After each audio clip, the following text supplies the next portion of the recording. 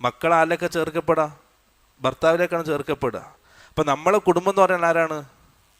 നമ്മളെ സ്വന്തം മക്കൾ. അതുപോലെ നമ്മുടെ ആ മക്കളുടെ മക്കളും.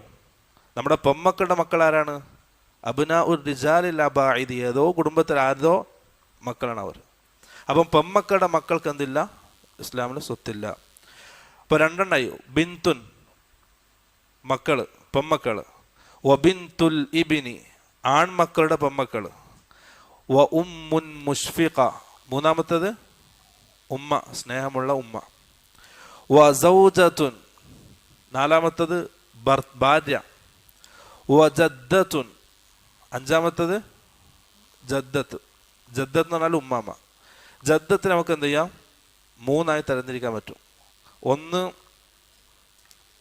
ഉപ്പയുടെ ഉമ്മ, ഉപ്പ അവരുമ്മ. അത്